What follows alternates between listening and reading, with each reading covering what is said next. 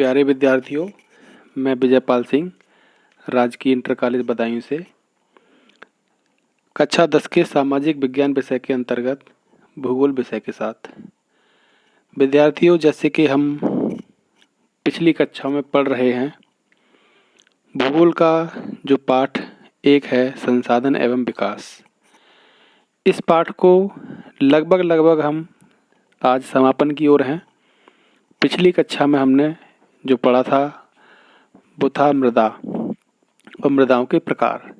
तो आज जो हमारा टॉपिक है वो है मृदा अपरदन एवं संरक्षण, यानी मृदा अपरदन और संरक्षण। मृदा अपरदन का मतलब मृदा का एक तरह से कटाव या बहना होता है। ठीक है, मृदा के कटाव और उसके बहाव की प्रक्रिया को मृदा अपरदन कहा जाता है। मृदा के बनने और अपरदन की क्रियाएं आमतौर पर साथ साथ चलती हैं। मतलब जो मृदा बनती है और मृदा अपरदन मतलब मृदा का कटाव।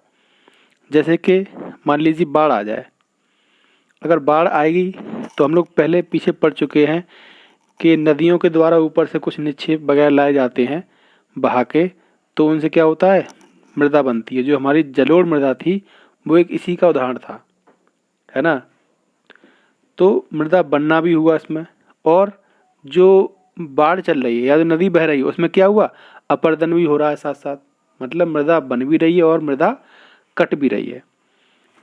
ठीक है, और दोनों में संतुलन होता है, और दोनों में क्या होता है, संतुलन बना रहता है। मतलब कटती भी है और बनती भी है। परंतु मानवीय क्रियाओं जैसे वनोन्मूलन, अति पशुचारण, निर्माण और खनन इत्यादि से कई बार यह संतुलन भंग हो जाता है। मतलब जो प्राकृतिक प्रक्रिया है उसके द्वारा मृदा बनती भी रहती है और मृदा कटती भी रहती है, वो एक बैलेंस में रहती है। लेकिन जो मानवीय प्रक्रियाएं हैं, मानवीय क्रियाएं हैं, उनके द्वारा मृदा को नुकसान पहुंचाया जा रहा है। कौन कौन सी थी प्रक्रियाएं हैं, वनोन्मूलन मतलब वनों का काटना, अति पशुचारण, निर्माण, खनन आदि, तथा प्राकृतिक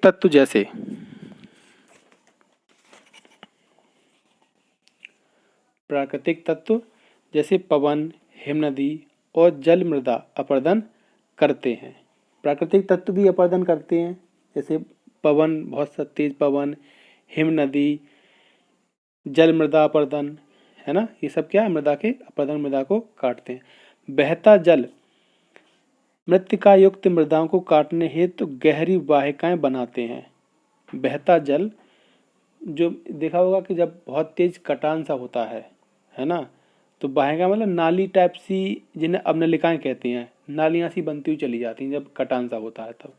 ऐसी भूमि जोतने योग्य नहीं रहती और इसे उत्खाती भूमि कहते हैं। चंबल बेसिन में ऐसी भूमि को खड्ड भूमि कहा जाता है। मतलब इस तरह की भूमि को चंबल बेसिन, यानी मध्य प्रदेश में ही लगा पड़ता है चंबल बेसिन का क्षेत्र।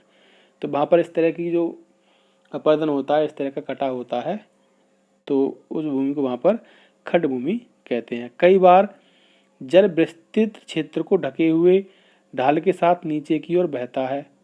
ऐसी स्थिति में एक क्षेत्र की ऊपरी मृदा घुलकर जल के साथ बह जाती है। इसे चादर अपरदन कहते हैं। मतलब बहुत सारी चीज़ उसमें जो है बहती हुई चली जाती हैं। कहीं जाके देखा होगा, कभी कभी देखे बाढ़ आके या पानी आके चला जाता है तो एक पूरी परत जैसी जमीन पे बनती हुई चली जाती है ना। वो क्या होती है, वो चादर अपरदन कहलाती है। पवन द्वारा मैदान अथवा ढालू क्षेत्र से मृदा को उड़ा ले जाने की प्रक्रिया को पवन अपरदन कहा जाता है। कृषि के गलत तरीकों से भी मृदा अपरदन होता है। जैसे गलत ढंग से हल जैसे ढाल पर ऊपर से नीचे की ओर हल चलाने से वाहिकाएं बन जाती हैं, जिसके अंदर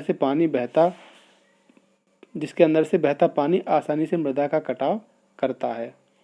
मतलब गलत तरीके से अगर हम खेत की जुताई करते हैं या ढलान वाले क्षेत्र पर, तो उससे भी क्या होता है, मृदा अपरदन होता है। मान लीजिए कोई ढलान का क्षेत्र है, ऊपर से ये क्षेत्र नीचे ढल के आ रहा है, इस तरीके से, थोड़ा समझते हैं, इस तरीके से, और इसी तरीके से हम उस जुताई कर रहे हैं इसी कंडीशन में, तो क्या होगा, पानी ऊपर से बहेगा, जो नलिकाएं सी बन जाती हैं जुताई में, उसके द्वारा बहुत जल्दी से पानी नीचे बहता हुआ चला जाएगा। तो ऐसे क्षेत्रों में क्या करना हमें, इस तरीके की जुताई करनी होगी। ठीक है।